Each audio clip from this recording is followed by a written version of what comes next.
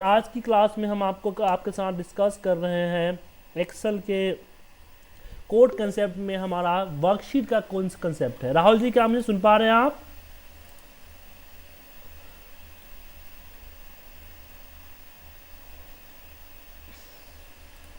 तो हम यहाँ पे कोड कंसेप्ट में वर्कशीट को कॉल करने वाले हैं आज आपको।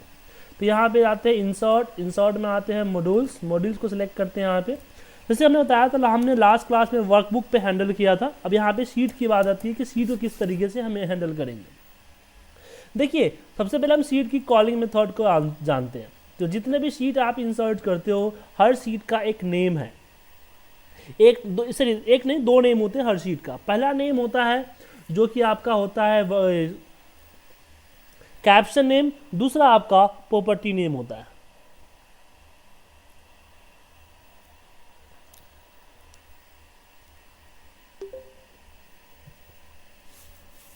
तो कैप्शन नेम और प्रॉपर्टी नेम कैसे पता चलता है? यहाँ देखिए, जो भी सीट्स इंक्लूड होंगे यहाँ पे होंगे। जो यहाँ पे सीट यहाँ पे डला हुआ है, ये आपका क्या है? प्रॉपर्टी नेम है। और जो ब्रैकेट में वो आपका कैप्शन नेम है। मतलब कि अगर मैं यहाँ पे सीट पे यहाँ पे जा रहा हूँ और यहाँ लिख दूँ जैन, तो जैन जे क्या हुआ? कैप्शन नेम हुआ। यहाँ पे सीट जो है प्रॉपर्टी नेम हुआ। अगर मुझे किसी पर्टिकुलर शीट पे जाना है तो उसको कॉल करना है, तो हम उसको तीनों तरीके से कॉल करते हैं। पहला है कि उसकी प्रॉपर्टी नेम के अकॉर्डिंग चले, सीट 3 डॉट एक्टिवेट। दूसरा उसके कैप्शन नेम, उसकी कैप्शन नेम से कि शीट्स, इसके अंदर में लिख दिया मैंने जैन डॉट सेलेक्ट, या फिर एक्टिवेट, जो करना चाहते कर सकते हैं यहाँ पे। तो ये जो सीट 3 हुआ, एक कैप्शन में सीट 3 से मतलब नहीं है उसको। अगर मैं यहाँ पे कर दूं मार्च, फिर भी ये मार्च को सिलेक्ट करेगा। क्यों? क्योंकि यहाँ पे जो आपका सीट 3 है, तो सीट 3 के अकॉर्डिंग चल रहा है। इसके नेम से, जो कैप्शन नेम है, जो बाहर नेम डिस्प्ले होता है, उस नेम से इसको कोई मतलब नहीं है। तो ये कैप्शन नेम के अकॉर्डिंग चलता है। दूसरा प्रॉपर्टी नेम, मतलब कि प्रॉपर्टी नेम से चलता है, मतलब जो प्रॉपर्टी का नेम उसे चलता है, और नीचे आपका कैप्शन नेम से चलता है। तो कैप्शन नेम और प्रॉपर्टी नेम समझ में आ गया आप लोगों को क्या होता है?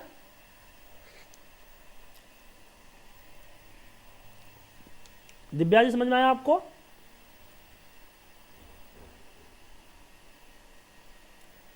हाँ जी सर। अब बात करते हैं कि इसका यूज क्या है। हम कब कैप्शन नेम यूज करेंगे, कौन प्रॉपर्टी नेम से यूज करेंगे। देखिए, अगर आपके सीट का नेम बार बार रिनेम हो रहा है, जैसे अभी मार्च है, कल अप्रैल हो जाएगा, कल 5 आपका 5, 6, 7 कुछ भी हो सकता है नेम। मतलब कि नेम फिक्स नहीं है, आपका नेम कुछ भी हो सकता है।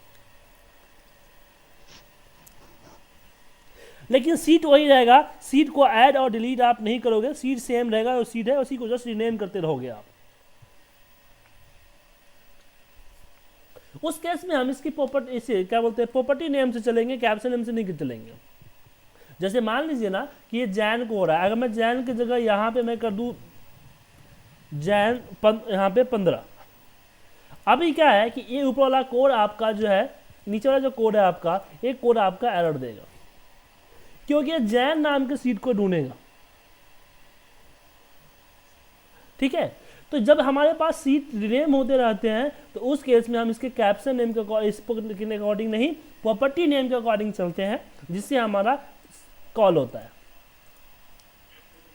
लेकिन मान लीजिए कि सीट आपका नेम फिक्स है, मान लो कि एक आपका डेटा, इसका नाम समरी है, एक समरी है। तो क्या करते हैं कि हर बार हम अभी प्रीवियस सीट को डिलीट कर देते हैं, फिर एक नया सीट ऐड करेंगे, फिर उसका नाम हम समरी डाल देंगे। तो इसमें क्या है कि सीट डिलीट होते रहते हैं और ऐड होते रहते हैं। जब भी नई सीट डिलीट हो फिर सीट ऐड हो, इसका मतलब क्या है? जिसकी प्रॉपर्टी नेम चेंज होते रहेंगे हर किसी का। यहाँ पे देखिए सीट 4 नहीं है। तो अगर आपका नेम फिक्स है कि भाई नेम फिक्स होता है, सीट अलग अलग है, तो उस केस में यहाँ पे हम उसके कैप्शन नेम के अकॉर्डिंग चलेंगे। अगर दोनों तरीका नहीं समझ में आता है, तो हम उसके चलते किसके नाम से चलते हैं? हम चलते हैं शीट्स, और इसमें सीक्वेंस नंबर 2 डॉट सेलेक्ट या फिर एक्टिवेट। तो C2 डॉट सेलेक्ट, मतलब क्या हुआ कि ये पहले से दूसरा सीट लेगा। चाहे जो भी, अगर मैं मार्च रख दूं तो सीक्वेंस नंबर के अकॉर्डिंग चलेगा ये। तो जहां पे हमें पता नहीं कि सीट क्या है, प्रॉपर्टी नेम क्या है, कैप्शन नेम क्या है, क्या हो सकता है, तो उस केस में हम इसके सीक्वेंस नंबर के अकॉर्डिंग चलते हैं, इंडेक्स नंबर के अकॉर्डिंग चलते हैं, 1 बाय 1 इसके इंडेक्स नंबर को हम फॉलो करते चले जाते हैं। ठीक है,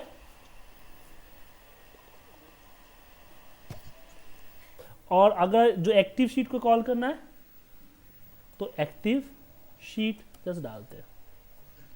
अब चलिए शीट पे होने वाले काम के कोड के जान जाते हैं कि शीट पे जो हम इवेंट करते हैं उसका कोड क्या है, फिर हम प्रोजेक्ट के काम करेंगे। हमने कॉलिंग समझ लिया, शीट की कॉलिंग कैसे करते हैं शीट को।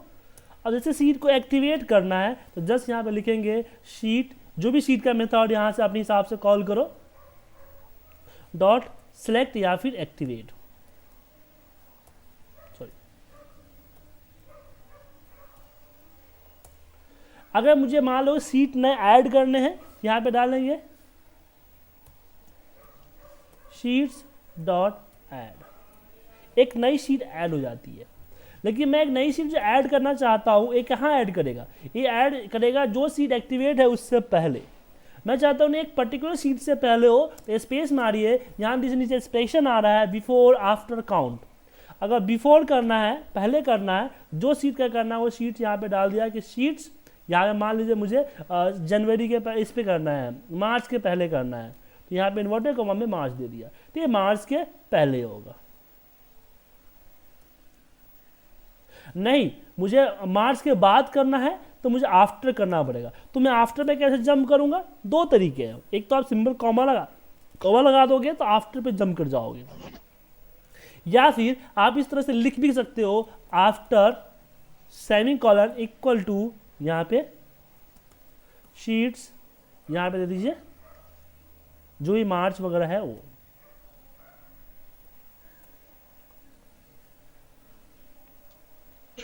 लेकिन मुझे सबसे लास्ट में शीट ऐड करने, सबसे लास्ट में सीट 5 के बाद, तो मुझे क्या पता कि मैंने कि सीट 5 है, सीट 7 है, लेकिन पता चला कि 4 है, तो मैं यहाँ पे मार्च के बाद 4 रख देता हूँ। तो हमेशा 4 सीट के बाद ये ऐड करेगा। लेकिन जब हो सकता है 4 की जगह 40 भी सीट हो सकती है, तो यहाँ पे हम 4 की जगह को ऑटोमेट कर देंगे, किससे, शीट्स डॉट काउंट से। तो ये क्या करेगा, एक कोड क्या करेगा कि जो भी सीट इंसर्ट करना है सबसे लास्ट में इंसर्ट करेगा, हमेशा सबसे लास्ट में इंसर्ट करेगा। क्या हमने बोला, seat dot add after sheets को, किसके आफ्टर, तो जिसकी जितनी उसी सीट की काउंट है उसके बाद। जैसे 5 सीट ऑलरेडी है तो 5 सीट के बाद, अगर 10 सीट है तो 10 सीट के बाद।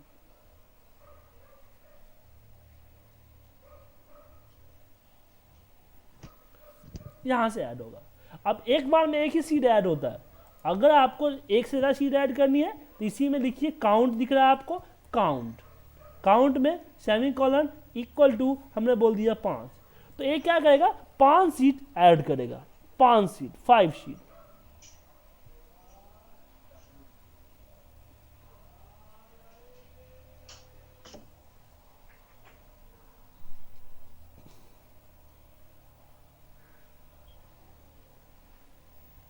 ठीक है, तो शीट ऐड करने का मेथड ये आपके सामने। अब शीट को रीनेम करना है तो यहाँ पे लिखेंगे एक्टिव शीट डॉट नेम, या फिर जो भी शीट की कॉलिंग मेथड है वो रखिए, इक्वल टू जो नेम देना चाहते हो वो नेम डाल दीजिए। जैसे फैब डालना है, फैब डाल देते हैं इन्वर्टेड कॉमा के अंदर में। अब शीट ऐड कर लिया। अगर शीट को मूव करना है मुझे तो यहाँ पे शीट की कॉलिंग मेथड डालिए, 1 डॉट मूव। कहाँ करना है, बिफोर आफ्टर, सबसे लास्ट में करना है, पर्टिकुलर शीट के बाद करना है। जो शीट ऐड में जो मेथड आपने लगाया है ना, वही मेथड यहाँ पे भी यूज होगा, बिफोर आफ्टर या आफ्टर बिफोर, या कॉमा डाल के आफ्टर पे चले जाओगे, बिफोर डाल दोगे, फिर आफ्टर पूरा का पूरा लिख दोगे आप। अगर कॉपी करना है तो सेम इसको कॉपी कीजिए, यहाँ पे कॉपी लिख दीजिए, CO कॉपी, तो वो कॉपी कर देगा। लेकिन आपको क्या करना है, मूव करना है सीट को किसी नई फाइल में, तो क्या कीजिए, जस्ट कॉपी और यहाँ पे छोड़ दीजिए, एक नई फाइल क्रिएट करेगा, उसमें इसको कॉपी कर देगा, या आप मूव लिख के छोड़ दीजिए, उस पर्टिकुलर फाइल में मूव कर देगा। तो हम सीट कॉपी मूव आ गया। अब सीट को डिलीट करने की बात आती है, तो सीट 1 डॉट डिलीट। देखिए जब भी सीट डिलीट का यूज करते हो आप, तो क्या कीजिए, इसके ऊपर में आप लिखिए application dot display alert equal to false, और फिर नीचे ट्रू कर दीजिए। ये जरूरी इसलिए है कि जब भी हम सीट यूज करते हैं तो हमसे कंफर्मेशन मांगता है, तो वो कंफर्मेशन नहीं मांगेगा। ये जो जब भी हम जैसे सीट राइट क्लिक किया और मैंने इसको डिलीट कर दिया, तो जो कंफर्मेशन आता है ना, तो आपके मैक्रो में भी हमेशा कंफर्मेशन आएगा।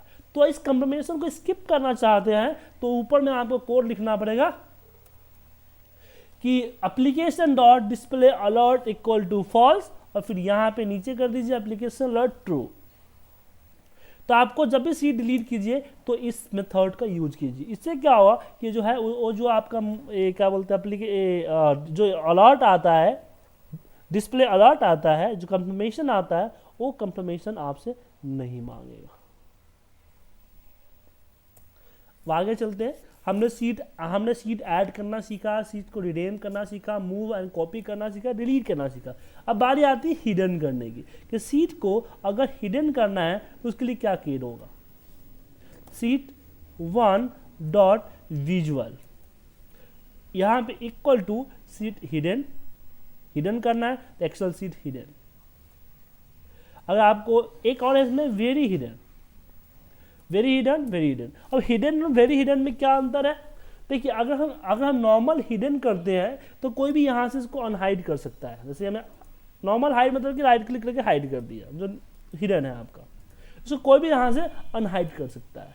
लेकिन अगर हमने वेरी हिडन किया तो बाहर से यूजर राइट क्लिक करके उसको अनहाइड नहीं कर सकता है। उसको अनहाइड करने के लिए VBA की ही मदद लेनी पड़ेगी, तभी इससे अनहाइड होगा।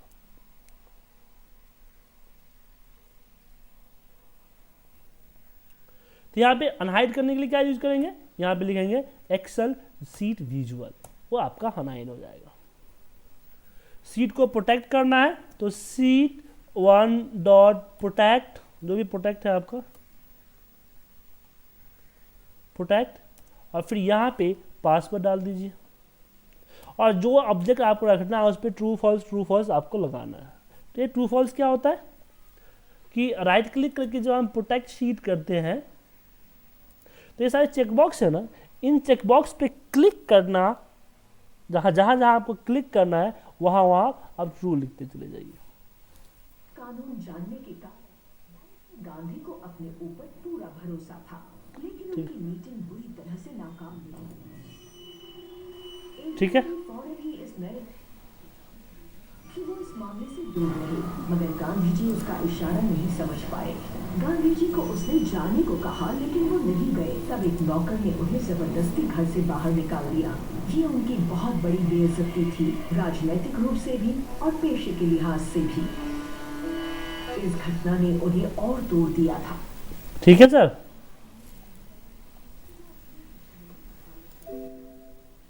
तो यहाँ पे जहां ट्रू करना वहां ट्रू करते चले जाइए।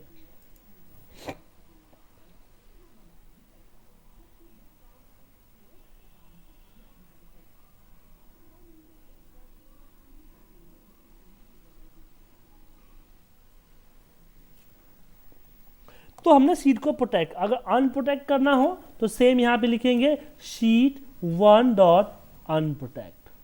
ये सीट को अनप्रोटेक्ट कर देगा। एक सीट हमने यहाँ से सीट को प्रोटेक्ट किया, यहाँ से अनप्रोटेक्ट किया, और अनप्रोटेक्ट करने समय आपको पासवर्ड है तो पासवर्ड डाल दीजिए। सीट की प्रिंट आउट चाहिए तो seat 1 dot print out, print out यहाँ से ले सकते हैं। इसकी प्रिंट प्रीव्यू देखनी है तो भी आप कीजिए शीट 1 डॉट प्रिंट प्रीव्यू।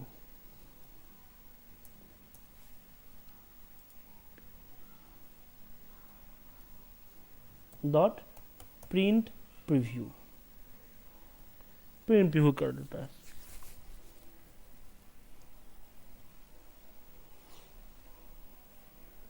ठीक है,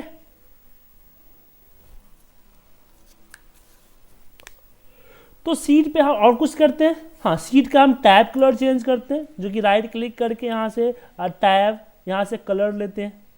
अगर इस तरह कलर चेंज करनी हो तो हम क्या करेंगे, हम यूज करेंगे यहाँ पे sheet 1 dot tab dot colour, यहाँ पे जो भी कलर है वीवी रेड ग्रीन ब्लू वो यहाँ पे हम डालेंगे। तो टैब कलर यहाँ से हम यूज करेंगे, ठीक है। तो सीट पे हम यही चीज करते हैं। तो एक इसमें कोई दिक्कत है आपको? हेलो जी,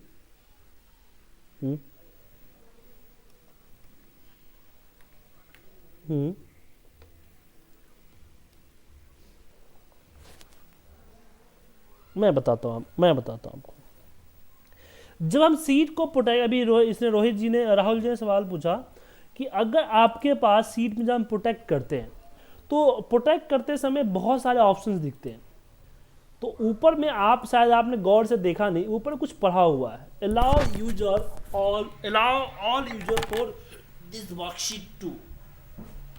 जब भी हम प्रोटेक्शन करते हैं तो ये जो ऑप्शंस आते हैं, ऑप्शंस का मतलब होता है, एक सेकंड होल्ड कीजिएगा सर, मैं चार्जर लगा देता हूँ।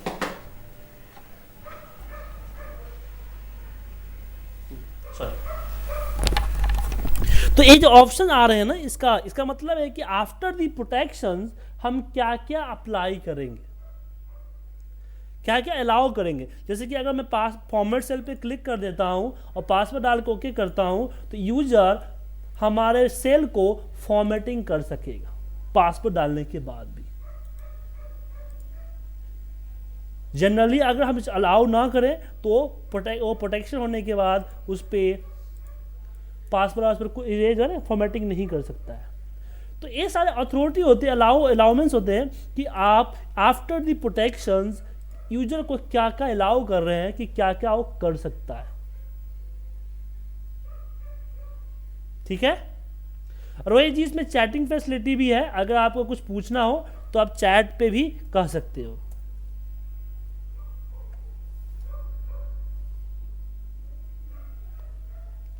तो ये हमारे इसके लिए, तो वही जब हम यहाँ पे प्रोटेक्शन अप्लाई करते हैं तो अप्लाई करते समय ये सारे ऑब्जेक्ट आते हैं कि हमें क्या क्या करना है। जैसे मुझे अलाउ फॉर्मेट सेल करना है, तो अलाउ फॉर्मेट सेल यहाँ पे आ रहा है, तो यहाँ पे मैं कॉमा कॉमा कॉमा और कॉमा, अलाउ फॉर्मेट आ गया, यहाँ पे मैं ट्रू कर दूंगा। इसका मतलब क्या हुआ कि आफ्टर द प्रोटेक्शन इसमें फॉर्मेट अलाउ होगा। तो इस तरह से इसको यूज करते हैं। तो राहुल समझ में आ गया आपको?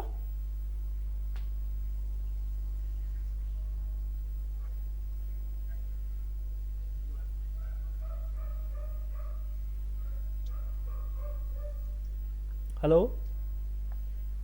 राहुल जी, समझ में आया आपको? तो ये हमने सीट पे होने वाले सारे इवेंट्स के बारे में स्टडी कर लिए। कल की क्लास में हमने वर्कबुक पे होने वाले सारे चीज़ को कर लिए थे। आप लोग अब इसकी प्रैक्टिस कर लो अच्छी तरीके से, और कल की क्लास में मैं आपको जो है ना इस दोनों से रिलेटेड हम एक प्रोजेक्ट आपको कराएंगे। हाँ राहुल जी,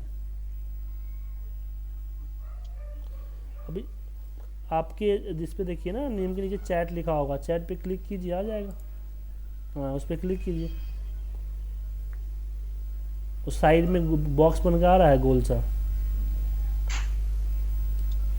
एक मिनट रुकिए, अभी आया कुछ? हाँ तो उसी में नीचे लिखा होगा enter your text me, your enter your message करके नहीं आ रहा है नीचे बॉक्स वाइट सा, आ जाएगा। लग रहा है डाउनलोड सही से नहीं हुआ, दोबारा हो जाएगा, कल से हो जाएगा, ठीक है। तो ठीक है, इसको प्रैक्टिस कीजिए। इसकी रिकॉर्डिंग्स मैं आपको अपलोड कर देता हूँ, इसकी रिकॉर्डिंग्स थोड़ी देर में आपको मिल जाएगी। फिर हम कल जो है इसी चीज़ पे आगे फॉलो करेंगे, और कल इससे रिलेटेड एक प्रोजेक्ट क्रिएट करेंगे हम। तब तक आप लोग इसकी प्रैक्टिस इस तरह से कर लीजिए, और मैं कल की रिकॉर्डिंग, आज की रिकॉर्डिंग, 2 रिकॉर्डिंग आपको लोगों को भेज देता हूँ ताकि आप दोनों प्रैक्टिस कर लो आप। ठीक है।